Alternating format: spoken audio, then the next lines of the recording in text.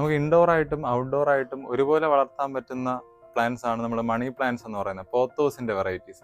പോത്തോസിന്റെ തന്നെ ഡിഫറെൻ്റ് ആയിട്ടുള്ള വെറൈറ്റീസ് ഇപ്പോൾ നമ്മുടെ കളക്ഷൻസിലുണ്ട്. പോത്തോസിന്റെ എൻജോയ് എന്ന് പറയുന്ന വെറൈറ്റിയാണ്. ഇത് നമുക്ക് ഇൻഡോർ ആയിട്ടും ഔട്ട്ഡോർ ആയിട്ടും വളർത്താം. ഷെയ്ഡാണ് ഇതിനാവശ്യം, കൂടുതൽ സൺലൈറ്റ് പാടില്ല. ഇപ്പോൾ വെള്ളത്തിൽ വളർത്തുന്നവർക്ക് വെള്ളത്തിൽ വളർത്താം. അപ്പോൾ അങ്ങനത്തെ ഒരു പ്ലാന്റ്. ഇത് നിയോൺ പോത്തോസ് ആണ്, നമ്മുടെ കോമൺ ആയിട്ട് നമ്മൾ കാണുന്ന ഒരു മണി പ്ലാന്റിന്റെ വെറൈറ്റി. ഇതാണ് നമ്മളെല്ലാവരും കൂടുതലും വീട്ടിൽ വെള്ളത്തിലൊക്കെ ഇട്ട് വയ്ക്കുന്ന വെറൈറ്റി എന്ന് പറയുന്നത്.